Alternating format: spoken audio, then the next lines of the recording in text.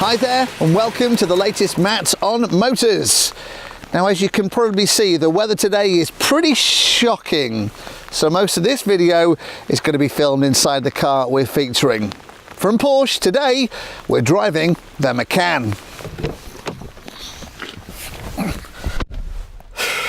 Now then, before I start this car, I want to show you the key. Of course, it locks it, unlocks it, and starts the engine. But it's the silhouette of a Porsche. It's like I've got a little Matchbox toy in my hand. It's the little things, right? Should we get going?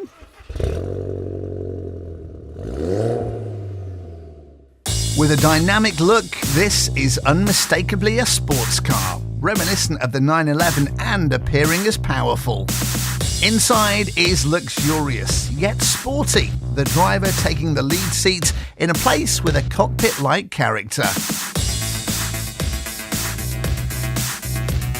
The Porsche Macan has been around since 2014 and is a luxury crossover SUV. In pre-production, it was known as the Cajun, short for the Cayenne Junior, Cayenne being Porsche's larger SUV.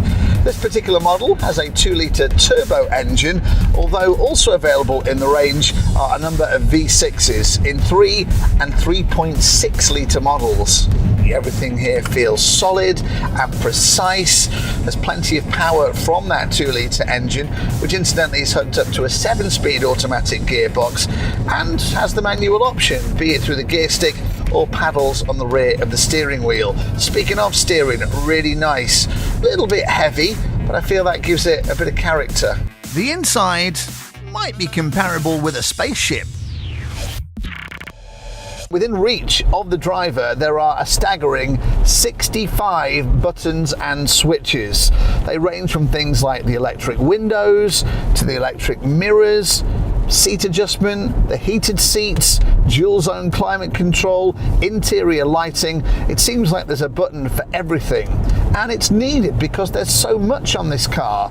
It is a 4-wheel drive, so there's an off-road button, but at the same time it's a Porsche, so as you'd expect, there's a sport button too. I mentioned earlier the Macan is a junior version of the Cayenne, the larger SUV in the Porsche range. Well, this car certainly doesn't scrimp on space. In the back, there is plenty of room for 3 adults.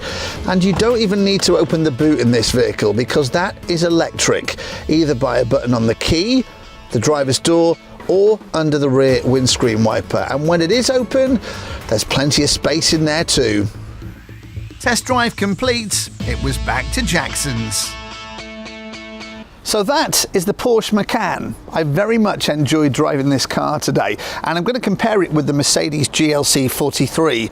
We drove the AMG version a couple of weeks back, and that is a rival of this. If I had to choose between the two of them, for me, it would definitely be the Porsche. I think this car is that little bit more exclusive, and for the same price, I definitely choose this one, complete with that red leather and this impressive silhouette key.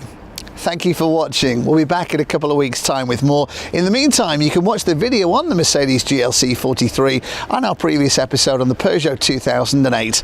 We'll see you soon.